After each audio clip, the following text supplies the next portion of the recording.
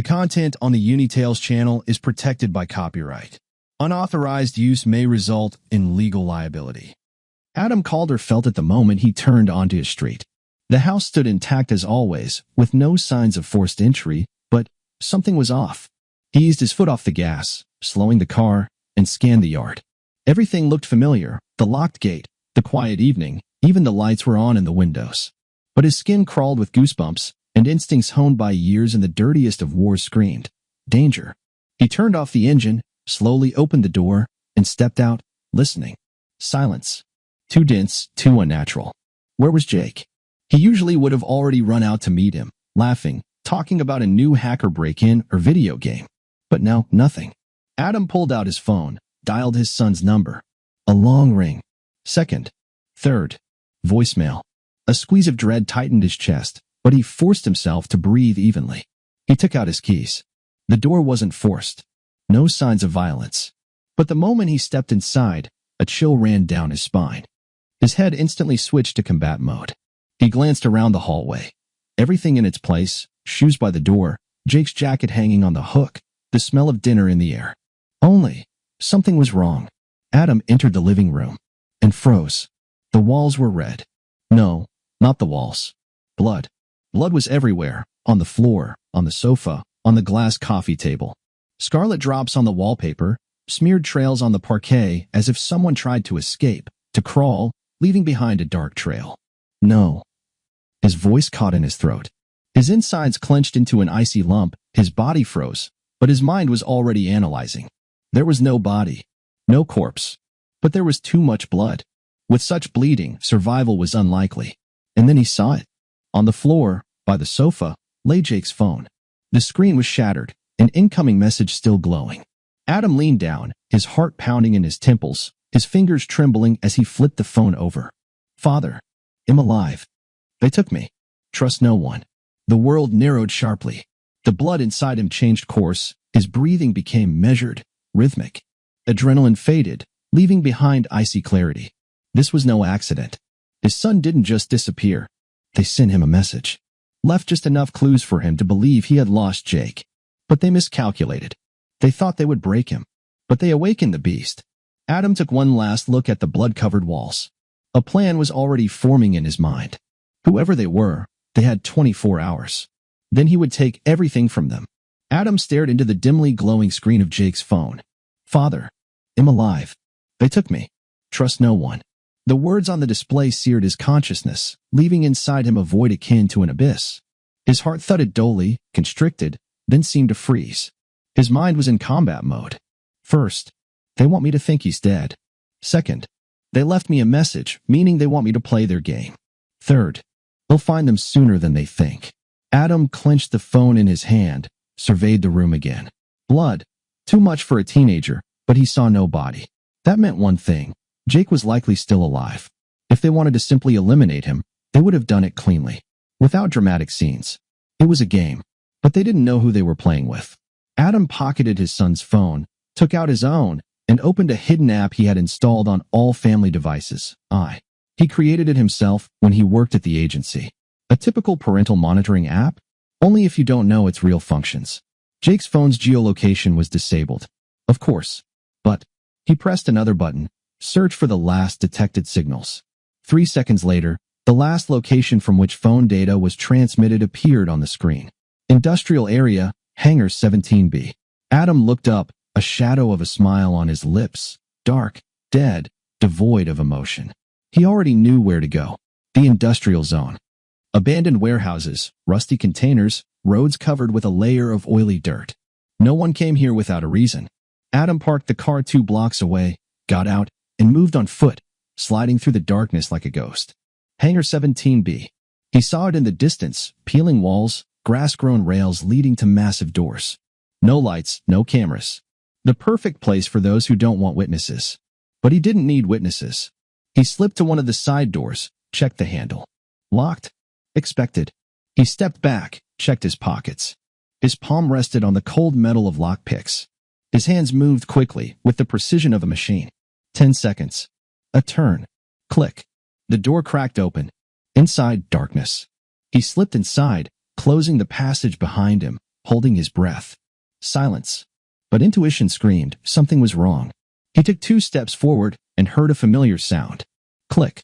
Adam leaped aside just moments before the air was torn by the muffled sound of a silencer firing. The bullet struck the wall, leaving a neat hole. Ambush. Another shot. Adam slid behind a metal container, pulling out a knife. He had no gun. Carrying a weapon into an unknown operation was too risky. Silence. Footsteps. 2 people. No, 3. One moved quickly, heavy boots thudding dully on the concrete. The second was more cautious, experienced. The third was not in this hangar. He was waiting outside. Adam exhaled, closing his eyes, counting the beats of his heart. 1, 2, 3. He burst forward like a coiled spring, elbowing the nearest attacker in the throat. The man gasped, clutching his neck, dropping his pistol. Adam was already on the second strike, turn, quick lunge forward. The blade of his knife slid under the opponent's ribs, denying him even a breath. One remained. The cautious one. Adam knew he was already aiming, but no shot came. Instead, lights flooded the hangar. Adam froze, shielding his eyes with his hand while his pupils adjusted to the abrupt lighting. Before him stood a man. Average height, expensive suit, perfectly styled hair. In his hands, a pistol, but not pointed at Adam. At another person. At Jake. His son sat tied to a chair in the center of the hangar, hands bound, face bloodied, but his eyes burned with fury. "Good evening, Mr. Calder." Adam slowly lifted his head, gazing into the face of his enemy. Victor Langley. Adam didn't move, just watched. His son was alive.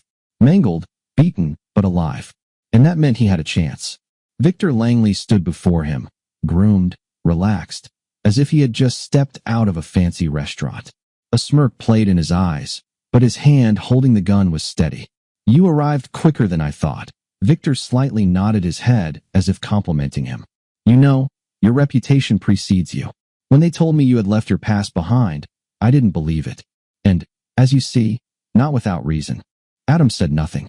He slowly shifted his gaze from Victor to Jake, measuring the distance, noting vulnerabilities, calculating options. "If you're looking for your wife, she's alive. For now." He said it as calmly as someone ordering wine. "Emily."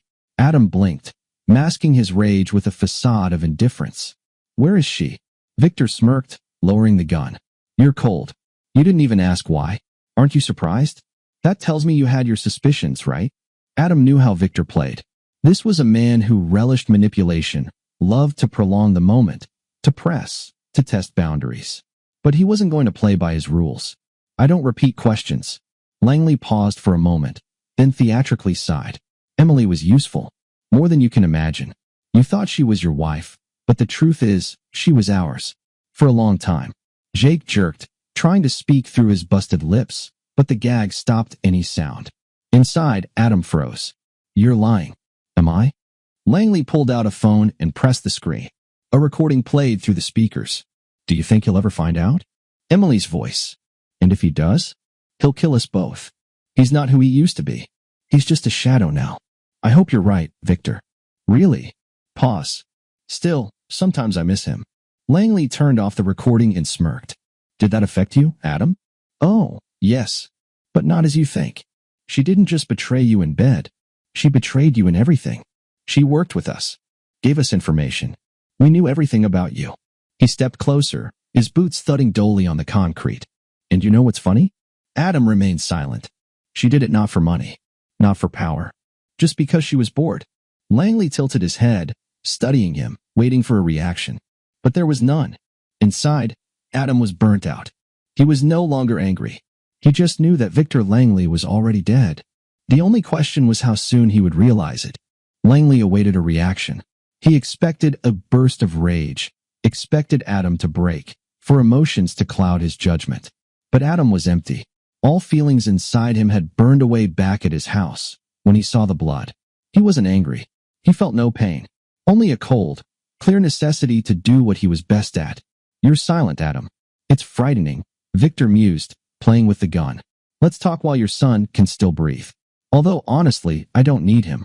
He abruptly aimed the gun at Jake's head. Enough. Adam knew this moment would come. Victor didn't need a hostage. He was playing with him. His body moved faster than thought. In a flash, Adam lunged forward. With one movement, he knocked the gun from Victor's hand, forcing him to stagger back. Langley cursed, but it was too late. Adam had already grabbed him by the throat and slammed him against the wall. A second. That was all it took for the opponent to lose his balance. Victor gasped, struggling to free himself, but Adam pressed harder. "Where is she?" His voice was quiet, but there was nothing human in it. Langley smirked, not even trying to fight back. "You think you've won?" Adam tightened his grip. Victor's eyes began to bulge. "Where is she?" Too late. Victor's words were filled with strange pleasure. At that moment, a mechanical voice echoed from the ceiling. 15 seconds to detonation. Adam threw Victor aside and rushed to Jake. He cut the ropes, pulled off the gag. "Run." Jake gasped for air, struggling to stand, his legs weak. Adam scooped him up and dragged him toward the exit. 10 seconds to detonation. Langley, staggering to his feet, laughed. "See, Adam? You don't control the game." Adam didn't listen. 5 seconds. He kicked down the door, almost dragging his son behind him. He jumped behind a container, shielding Jake with his body. 3, 2, 1. The explosion's roar deafened him. The metal hangar shook like a dying beast. Walls cracked. The roof roared as it collapsed inward. Shrapnel flew in all directions, the shockwave hurling them forward. Silence. Only ringing in his ears. Only fire devouring the ruins. Adam slowly got up, shook his head, trying to gather his thoughts. Jake coughed, coming to his senses. Langley. He looked toward where their adversary had been just a minute ago. There was nothing. Only burning debris in the black hole of the destroyed hangar. But Adam knew. Langley wasn't dead. That bastard wouldn't have left himself without an exit. He was somewhere out there, in the shadows. And he still had Emily. Adam ran his hand across his face, shaking off blood and dust. Jake looked at him anxiously. "Father, what now?" Adam clenched his fists.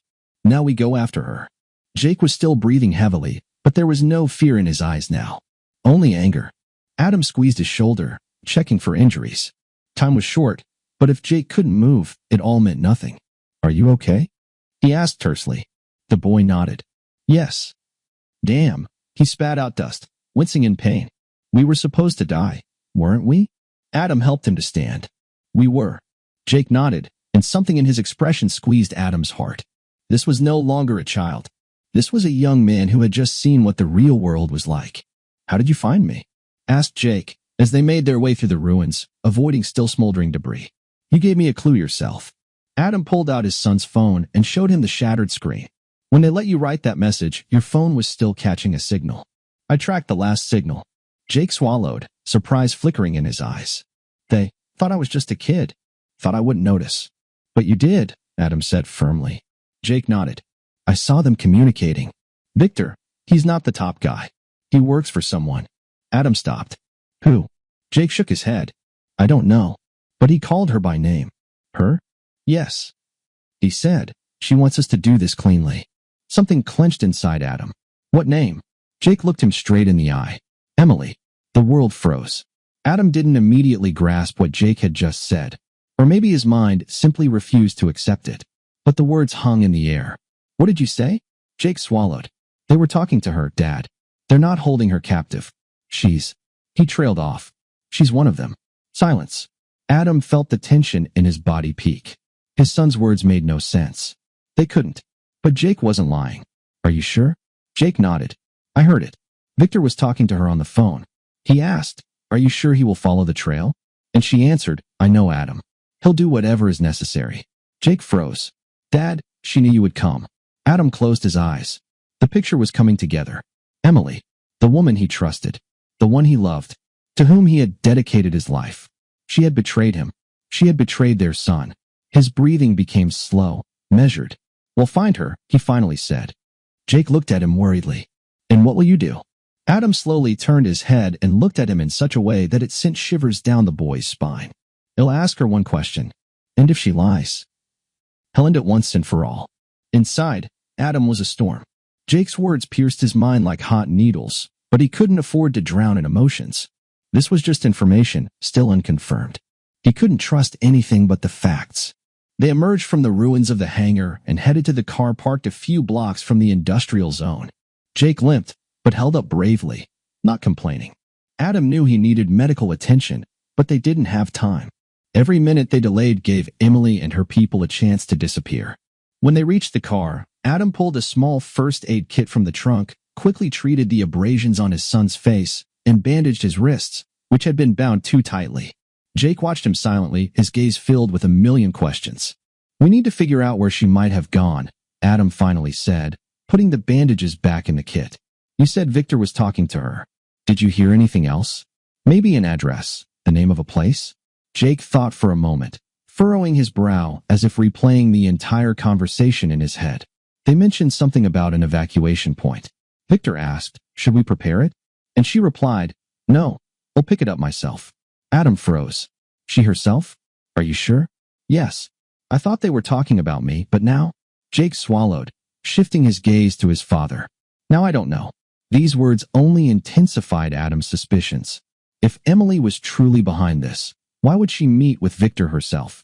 She could have just disappeared, leaving a void behind, but instead she chose to be personally involved. There had to be reasons. But what? Adam turned on the car's onboard computer and activated the monitoring system. If she's going herself to pick up Victor or meet someone else, that means she needed a car, he reasoned aloud. And if there's a car, cameras might have caught it. Jake frowned. "But you said Victor works for serious people. Couldn't they have cleaned everything up?" "Perhaps, but they couldn't erase the real-time footage. All data first go to servers, and only then can they be deleted.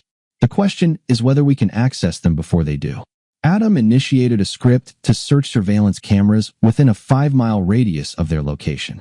He didn't have to wait long. A video popped up on the screen from an intersection near the industrial zone. There she was. Emily was behind the wheel of a dark sedan, her face hidden in shadow, but Adam recognized those features even in the dim light of night. Someone else was in the car with her, but the angle did not reveal the passenger.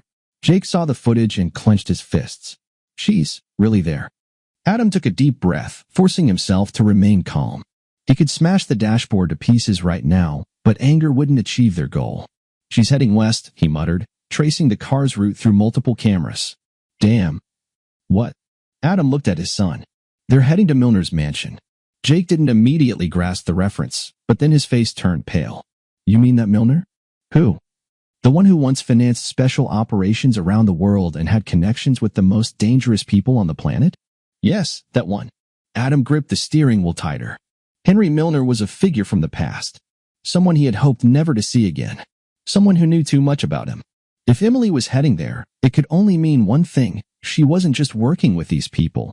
She was deeper in it than he could have imagined. "We need to get there first," Adam stated decisively and started the engine. Jake nodded, fastening his seatbelt. "Do you think it's a trap?" Adam looked at him. "I have no doubt about it." The drive to Milner's mansion took no more than 20 minutes, but the sense of time was completely altered. Adam didn't feel like he was driving. He was in a void, cold and dark, like the deadly silence before a gunshot. His mind was working, analyzing, planning, but something in his chest tightened into a steel knot. Emily. He remembered her laugh. Remembered how she looked at him when they first started dating, when life seemed real, when he believed he could leave the past behind. And now? Now he was driving to kill. Damn woman. Jake sat next to him, clutching a knife Adam had given him before they got into the car. He didn't ask any questions. He no longer looked like a child. "When we get there, you stay in the car," Adam said. "Hell no," Jake muttered, looking out the window. "That's not up for discussion. What if I say I'm going anyway? You gonna tie me up?" Adam glanced at him, but Jake didn't look away. "These bastards tried to kill me," he continued. His voice was harsh, almost foreign. "They tried to make me shut up. They used Mom. I'm not just going to sit around. You could get killed. So could you." Adam swore under his breath and switched his focus back to the road. Milner's mansion loomed ahead, huge, old, with powerful wrought iron gates that concealed not just a residence, but a fortress. Surrounding it, security, cameras, men in suits who looked like they could kill anyone who tried to enter uninvited. But Adam didn't need an invitation. He pulled out his phone, quickly switched the camera to night mode, and checked the perimeter. "They're waiting for someone," he murmured. "Us? Not yet. But if we don't get inside first, they will be waiting for us." Jake took a deep breath. "Plan? Get inside. Kill anyone in our way. Find out why your mother is involved. And if she has betrayed us?" Adam was silent for a long time. Then he looked again at the mansion. "Then she dies with them." They got out of the car 100 meters from the main gate, taking cover in the darkness. Rain began to drizzle, soaking the air with cold moisture, droplets tapping on the leaves of trees. Adam led the way, Jake followed in his shadow. They moved swiftly, without making a sound. One of the guards stood by a side entrance, smoking a cigarette. It was his last. Adam slid forward and plunged a knife into his throat before he even realized what was happening. The man gasped, eyes widening in terror, but Adam was already gently lowering his body to the ground. "One," Jake whispered. They moved on. The next guard came out to check the perimeter. Adam gave him no chance. A lightning-fast move, a grab at the head, a sharp twist, and the neck was broken. Jake swallowed but didn't back down. He had seen death too close. They passed through the garden, crossed a narrow path, and found themselves at the service entrance. "It's open," Adam whispered, checking the door handle. He cracked it open, allowing Jake to peek inside first. Dark corridor. Voices. "I see Mom," Jake whispered. Adam froze. "Where?" "In the main hall. She's with Victor." Adam took a deep breath, then cautiously slipped into the corridor, knife in hand. They entered a spacious hall where massive columns stood on either side. And there, in the very center, she stood. Emily. Victor Langley was next to her, holding a glass of whiskey, laughing about something. But Adam only looked at her. She looked luxurious, her hair perfectly styled, a slight smile on her lips. She didn't look like a captive. She looked as if she felt at home. "Damn," Jake exhaled.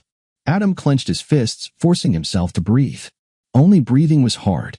She really betrayed us. He stepped forward. Emily looked up and smiled. "You came. I knew you would." The moment their eyes met, time seemed to stop. Adam felt something invisible yet inexorable breaking inside him. Everything he believed to be true was crumbling before that cold, deceptively warm smile. Emily did not look scared. She did not appear guilty. She stood there, calm, confident, as if she had been waiting for this evening all her life. Jake clenched his fist so tightly that his knuckles whitened. "Damn it, Mom." His voice trembled with hatred. Emily's gaze slid over her son, then returned to Adam. "You look tired, dear." Her voice was soft, almost tender, but it carried a poisonous mockery. Adam did not respond. He just slowly pulled out a gun and aimed it straight at her face. Victor Langley laughed loudly. "There he is, our hero. Came to save his wife, and it turns out she doesn't want to be saved." Adam slowly shifted his gaze to him. "Shut up." Victor smirked, took a step forward, and demonstratively placed his whiskey glass on a marble table. "You've always been a good soldier, Adam. Loyal, smart, tough, but so damn predictable." Adam looked back at Emily. "Why?" She stepped forward, her heels clicking dully on the floor. "Because you're a fool." Jake jerked his head up as if struck in the face. "A fool? Seriously? You sold us out. You handed me over to these bastards." Emily sighed, shook her head as if she pitied his naivety. "Sold out? No, son. I just chose the side that always wins." Adam did not flinch. "You've been working for them all this time? You know the answer." He did, but accepting it was harder than he expected. Emily stepped closer, now only about 3 meters between them. "You always thought you were stronger than me, Adam. That you controlled everything. That you were the center of this family. But did you ever ask yourself who controls you?" Her voice was steady, confident, calm. "You thought you left your past behind, but the truth is you were never free. You were a tool. First for the state, then for the family. You always followed the rules, never noticing how they were manipulated." Adam slowly nodded. "So, all this was a lie? All these years?" Emily shrugged. "There were moments when I really thought I loved you.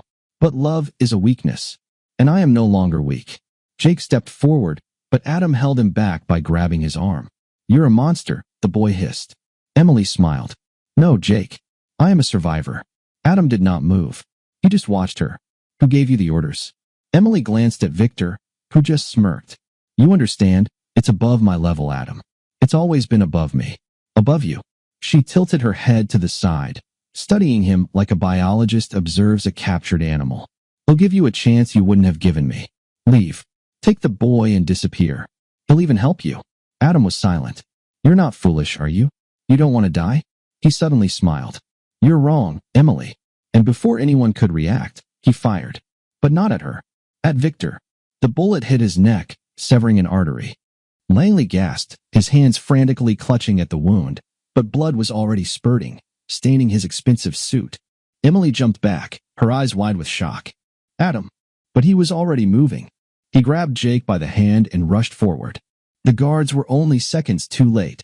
Adam fired twice more, taking down the nearest.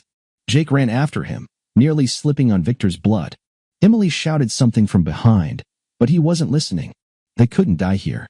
Not now. Not before he finished what he started. Adam moved swiftly, like a taut rope about to snap under tension. He dragged Jake behind him, weaving between the mansion's columns, and chaos erupted behind them. Emily hadn't issued an order yet, but the guards were already reacting. Bullets bit into the marble, showering them with fragments, but Adam knew they had only seconds before the enemies regrouped. Victor writhed on the floor, choking on his own blood. Dying, he tried to say something, but his throat was too damaged, and all that came out was a gurgling wheeze. Adam didn't even look at him. His target was higher. He grabbed Jake by the neck, pushed him against the wall, and looked into his eyes.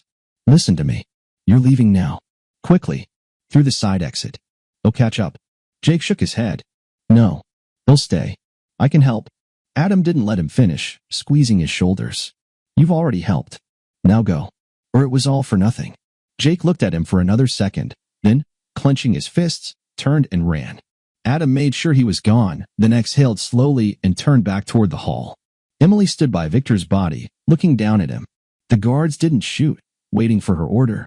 She looked up at Adam. You were always predictable, dear. Adam nodded. And you weren't. And you know what? That's why you lost. She raised an eyebrow, slightly tilting her head like a predator studying its prey. What makes you think I lost? Then Adam smiled. Because you're standing here. You should have been running. Emily blinked. At that moment, the windows exploded. 3 men in tactical gear burst in from the street. They shot rapidly and precisely, taking out the guards before they could comprehend what was happening. Adam immediately recognized them. You said you'd gone to ground, said one of them, flipping up his protective mask. Changed my mind, Adam replied. Emily finally realized what had happened. She slowly took a step back, her gaze darting between the bodies of the guards and the new players. Did you bring your own people here? Adam stepped closer, picking up an automatic rifle that had fallen from a dead guard's hands. No, they came on their own. Because you forgot one important rule, Emily. She froze, clenching her fingers into a fist. What rule? Adam smiled, but there was not a trace of warmth in his eyes. Monsters like us are never alone. She wanted to say something, but at that moment the first blow knocked the wind out of her lungs. One of Adam's men grabbed her by the hair and threw her to her knees. She coughed, trying to recover, but she was already surrounded. Don't you dare, she hissed as Adam approached, pointing the barrel at her face. Did you think you could betray me, sell out our son, and get away with it? Her chest heaved rapidly, but fear only flashed in her eyes for a second before she suppressed it. You can't kill me. I'm still the mother of your child. Adam nodded. Yes, that's why I'll do it slowly. Emily gasped, but Adam didn't give her time to comprehend. The first strike hit her ribs, then another. She doubled over, coughing, but remained silent. Adam watched her. He wasn't in a hurry. You were always strong. Let's see how much. He lifted her by the hair, forcing her to look into his eyes. Now you'll tell me everything. Who you worked for. Who gave the orders. Where the others are. Emily smiled through the blood on her lips. Go to hell. Adam sighed. All right. You chose this. He turned to his men. Tie her up. Emily jerked, trying to break free, but rough hands already pinned her to the floor. One of Adam's men pulled out zip ties and with devilish calm tightened them around her wrists behind her back. She breathed heavily but still held her back straight. Do you really think you can break me? Her voice was hoarse, but still confident. Adam didn't reply immediately. He slowly crouched in front of her, looking into her eyes. For the first time in all this time, he saw neither love nor regret in them. Only hollow determination. I know I can. He signaled to his men. Clear everyone out except me and her. The men exchanged looks but obeyed. They had known Adam long enough not to ask questions. One of them, a massive man with a shaved head, lingered at the door. Are you sure? Adam didn't blink. Lock the door from the outside. The heavy oak door closed, leaving them alone. Emily slowly straightened up as much as the tied hands allowed. And now? You're going to torture me, Adam? She smiled, but this smile no longer carried the cold confidence it had before. Only if I need to. He circled her, like a hunter observing a wounded animal. You're too smart not to understand the situation you're in. Emily exhaled through clenched teeth. I know what you want to hear. You want me to confess that I've been working for them from the start. That I betrayed you because I wanted to. That all our years were a lie. She looked up at him from below, her eyes flashing with contempt. But you want like the truth. Adam stopped behind her, leaning close to her ear. Try me. She was silent for a couple of seconds, then smirked. I was trying to save you, idiot. His words took a moment to sink in. What? Do you think they would just leave you alone? Did you really think a man with your skills, with your knowledge, could just walk away? Adam clenched his fists. I didn't care what anyone thought about me. I left, and no one tried to bring me back. Emily shook her head, her lips trembling, whether from pain or anger. He couldn't tell. They didn't try to bring you back, Adam. They tried to control you. And when that failed, they decided to destroy you. He was silent. You've always been a problem. Uncontrollable. Dangerous. But as long as you were with me, they knew where you were. They knew you wouldn't make a move, that you wouldn't strike first. Because I was your weakness. Her voice became softer. I knew they would come for you one day. So I made a deal. I said I could make sure you posed no threat. That you would never return. That you... She paused. Adam waited. That you would believe I had betrayed you. The world seemed to sway. He looked at her, and suddenly all the pieces of the puzzle began to fit together. She hadn't betrayed him. She had done everything so he would want to kill her. So that he would disappear. So that he would never try to come back. You're lying. But his voice wavered. Emily smiled bitterly. If I were lying, you would have killed me already. He didn't know what to do. For the first time in his life, he didn't know what to do. She saw this and took advantage. You can end this now, Adam. Her voice was almost gentle. You can shoot. And then everything will be as they wanted. You'll become what you were. A monster. But if you really want revenge... She raised her head and looked him directly in the eyes. Then you'll have to kill them. All of them. To the last one. Adam still held the gun. But now he wasn't sure where to point it. Adam felt the world crumbling under his feet. He was sure of one thing: Emily had betrayed him, betrayed their son. He had come here with a clear purpose, with a fire inside, with hatred that burned him from within. He was ready to break her, to crush her, to destroy her. But now he stood before her, gun in hand, and realized he knew nothing else. Emily looked straight at him, not looking away. Choose, Adam. Either you end this, or you listen to me. But if you hesitate, she didn't finish. And then Adam heard a sound that made his heart skip a beat. Click. The door lock turned from the outside. And the next second, the mansion walls shuddered from an explosive wave. The shockwave flung Adam onto the marble floor, his ears stuffed, sparks flashing before his eyes. The pistol flew out of his hand, rolling away. Somewhere nearby, an automatic burst rang out. He pushed himself up, trying to focus his vision. The door, behind which his people stood, was blown off its hinges. Where there had been a corridor just a minute ago, now there was a massive, smoking hole. And from it, people were coming. Black masks, heavy body armor, clean, precise coordination. Professionals. Adam immediately understood that these were not just Milner's men. These were them. Those who were above Victor. Those who would not bother with blackmail and manipulation. They came for him. But what was worse, they knew when to come. Damn. Emily gasped, lifting her head. She knew what this meant. Adam lunged for the pistol, but didn't make it. One of the masked men kicked it away, sending it sliding to the far corner. Get down on your knees, called her. The voice was mechanical, muffled by the mask, but all the more terrifying. Adam slowly raised his hands.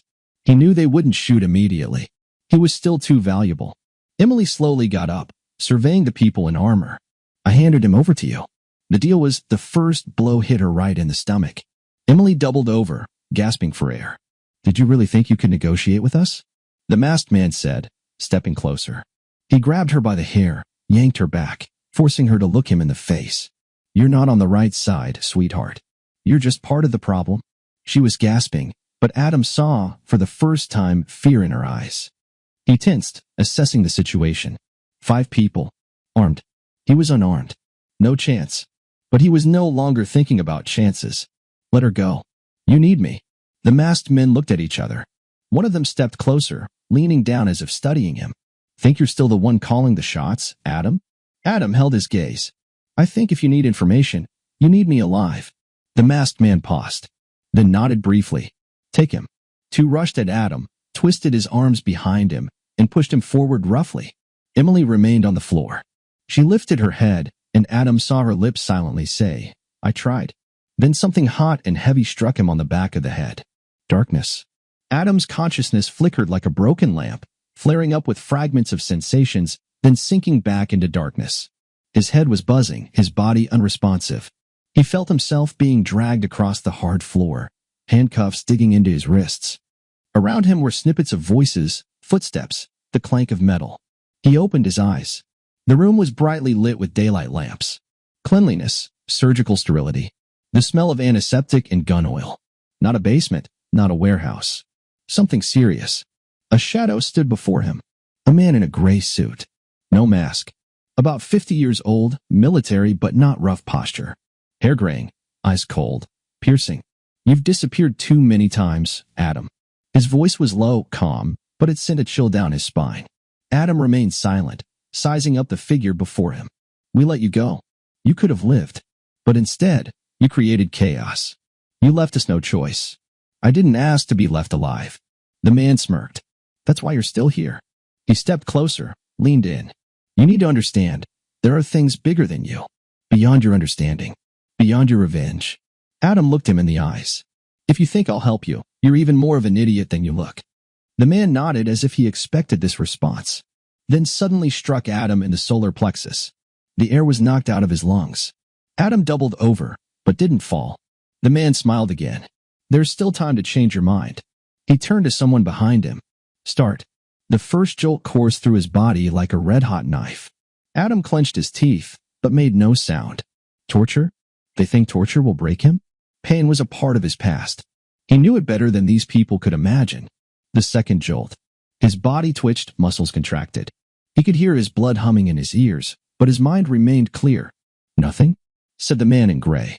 "You've always been stubborn, but I thought your son would change you." Adam lifted his head, looking straight into his torturer's eyes. "You don't know my son." The man smirked. "Neither do you. You have no idea what he's capable of." Adam frowned. "What does that mean?" The man in gray stepped closer, leaned down to his ear. "He came to us on his own." Those words hit harder than any shock. Adam slowly exhaled, trying to suppress his reaction. "You're lying." The man tilted his head, watching him. "Really?" He pulled out a tablet, turned on a video. On the screen was Jake's face. He sat in a room with gray walls. In front of him was a laptop. His fingers were rapidly typing something. "What are you doing?" A voice off camera asked. "Breaking through Pentagon firewalls," Jake replied, not looking up. Adam froze. "You." The man in gray smiled. "You trained while he learned. You taught him how to fight, and he learned codes. You thought you were protecting him, but he had already found himself a new war." He turned off the tablet. "And now he works for us." Something inside Adam snapped. "No." "Yes, Adam. And you know what's the best part? He wanted this." The man in gray leaned closer. "You think this is your war. But the truth is, it was Jake's war from the very beginning." Adam closed his eyes. For the first time in a long while, he didn't know what to do. A hurricane raged inside Adam. He had seen many betrayals, lost friends, and escaped the most hopeless situations. But now something inside him broke. Jake, his son, the only person for whom he was willing to die. Now he was on the other side. "You're lying," Adam exhaled, but his voice wasn't as firm as he would have liked. The man in gray smiled. "Oh, you know that's not true. You saw him. He wasn't a prisoner. He was working. He hacked systems that even your old friends couldn't breach. He chose us, Adam." Adam was silent. Somewhere inside, he knew it couldn't be that simple. Jake wouldn't voluntarily do this. It was either manipulation or a forced step. But suddenly he remembered his son's look in Milner's mansion. Anger. Disappointment. "What did you tell him?" The man in gray smiled wider. "We simply showed him the truth." He took a few steps around the room, savoring each word. "How many times did you put him at risk, Adam? How many times did he see you kill? How you threw him in the shadow of your war?" He turned back, tilting his head. "Do you really think he wanted to be like you?" "No, Adam. He wanted one thing, to break out of your shadow. And now he has." Adam remained silent. But something inside him slowly started to ignite. Not pain, not disappointment, but fury. "You want me to believe that he chose you?" The man in gray nodded. "You'll see for yourself." He clapped his hands. The door opened, and Jake walked in. Adam looked at him, and everything inside tightened. His son looked different. His gaze was heavy, cold. There was no fear, no doubt. He was dressed in a black tactical jacket, hands in pockets, chin slightly raised. "Hello, Dad," he said in an even tone. Adam swallowed. "Are you okay?" Jake smirked. "I'm great. You not so much." Adam slowly exhaled, clenching his fists. "They did something to you." Jake shook his head. "No, they just showed me that you weren't who I thought you were." Adam tensed. "I don't know what they told you, but you need to understand. You left me." Jake suddenly shouted, his voice quivering with anger. "You sent me running, and you stayed to die. You didn't even try to save me, Dad. You just went to war, as always." Adam was stunned. "You know that's not true." Jake laughed, but there was no joy in that laughter. "No, it's exactly like that. You didn't think of me. You thought of your revenge. Always just revenge. Only your enemies, your battles, your damned ghosts of the past." He stepped closer, his eyes flaring. "And I'm tired of being part of your game." The man in gray watched this with a self-satisfied smile. Adam closed his eyes for a second. He had seen this before. This was not his son. This was a boy who had been broken. But if Jake really believed this, it changed everything. "What now?" Adam asked quietly. The man in gray stepped forward. "Now you die, Adam, and your son will do it." He handed Jake a pistol. Adam watched as his boy took the weapon. For the first time in his life, he didn't know if he would survive this time. Jake held the gun confidently, as if it wasn't his first time. Adam watched him intently, and everything that happened felt like a slow-motion movie. He saw his son's fingers twitch, his breathing deepened slightly, a flicker in his eyes that shouldn't be there. Doubt. But was it enough? The man in gray stepped back, giving Jake space. "Finish this, son." His voice was soft, almost fatherly, and that made Adam uneasy. But he didn't show it. He just stood there, handcuffed, bloodied, battered, but still unyielding. He wouldn't plead. He wouldn't justify himself. He would just tell the truth. "If you want to shoot, shoot. I won't stop you." Jake tensed. "Shut up." "No." Adam took a step forward, looking straight into his son's eyes. "You can kill me. You can end it. But ask yourself, Jake, after this, will they let you go?" Jake blinked, clenching his jaw. "You don't know what you're talking about." Adam shook his head. "I do. Because I've killed people like them my whole life. They don't let go of those they need. They use them, and then they discard them. Do you really think you're special?" The man in gray chuckled. "You're wasting time, Adam. He's already made his choice." But Adam wasn't listening to him. He was only looking at his son. "You don't believe me? Fine. Then ask them what they will do with you once I'm gone. Did they give you freedom? Let you do what you want?" Jake was silent, but his grip on the pistol loosened. "Where's Emily?"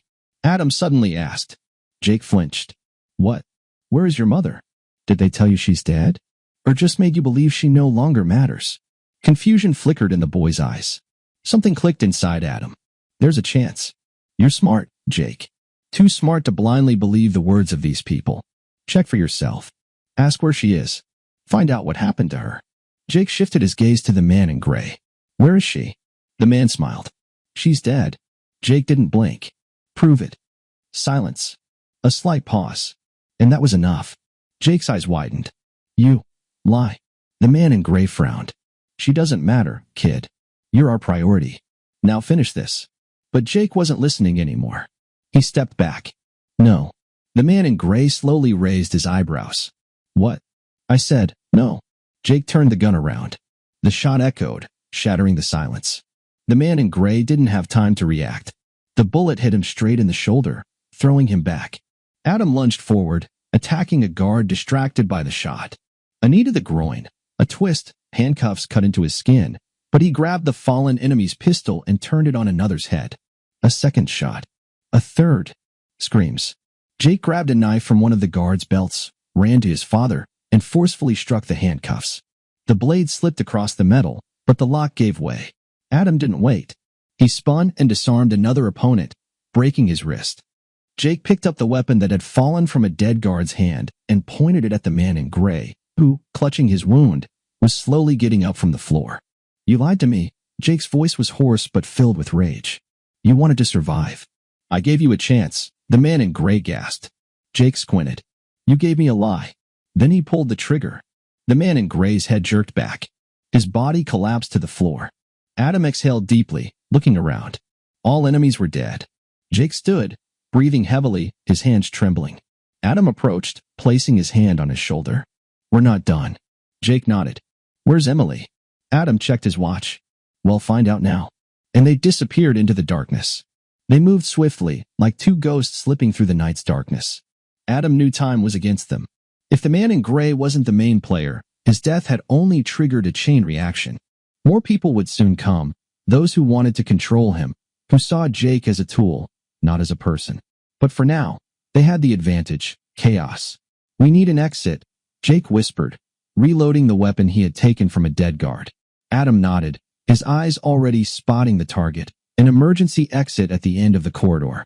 They moved forward, past bodies, past broken furniture, past a past that was crashing down around them. But before they reached the exit, the speaker in the wall crackled with interference, and a voice was heard. You still think you can win, Adam? They stopped. The voice was female. Adam slowly looked up. Emily. Jake tensed. She's alive. Adam clenched his teeth. Where are you? The voice continued, ignoring his question. You killed them, thinking it's over. But you forgot one thing, Adam. She paused. I've been with them from the start. Jake exhaled as if struck in the stomach. Adam didn't blink. Where are you? He repeated. Come and find out. The door at the end of the corridor automatically unlocked. They exchanged glances. It's a trap, Jake murmured. Adam nodded. But we need to finish it. They moved forward. The room was spacious, with panoramic windows overlooking the night city. In the middle stood a massive table, and behind it, her. Emily. Alive, unharmed, impeccably dressed, with the same calm expression she had worn throughout their life together. You actually came, she smiled, but there was no warmth in it. Jake clenched the pistol, but Adam softly placed his hand on his shoulder, stopping him. He stepped forward. Why? Emily sighed, as if tired of explaining the obvious. Because you don't understand what real power is. She spread her arms as if showing everything around her. You've always been a soldier, Adam. You fought, killed, saved, but in the end, you were always just a pawn. You thought you could leave, but you just switched one cage for another. And me? She smiled wider. I got out of the game. I rose above. You can't even imagine how deep this network goes. I wanted you by my side, but you were too stubborn. You chose to be an enemy. Adam listened in silence, then slowly pulled out a gun. I chose justice. Emily laughed. Justice? She shook her head. Do you really think killing me will change anything? Yes. He fired. The bullet struck directly in her chest. Emily staggered, her eyes widened. She tried to say something, but only coughed up blood that trickled from the corner of her mouth. She fell to her knees. You. Her voice was weak, almost broken. Adam looked down at her. You betrayed your family. You betrayed your son. You betrayed me. And you got what you deserved. She tried to speak again, but the air left her lungs. Her body settled on the floor. Jake slowly lowered his pistol. Is she dead? Adam looked at her, then nodded. Yes. He looked out the window. Red lights were already visible on the horizon, rapidly approaching the building. It's not over yet, he said, turning to his son. Jake swallowed. Then what now? Adam reloaded his pistol. Now we burn their empire to the ground. They disappeared into the night, leaving behind only corpses and flames. Hours later, the system they had built for decades began to collapse. Jake hacked into the databases, leaking everything they had into the open. Corruption, murders, blackmail, all spread across the world, destroying reputations and fates. When the first headlines filled the screens, Adam smirked. Justice was slow, but this time it caught up with everyone. Where to now? Jake asked, looking at his father. Adam gazed into the distance. We don't hide. Now they will fear us. Jake nodded. And they vanished into the darkness, leaving behind only fear for those who thought they could control them.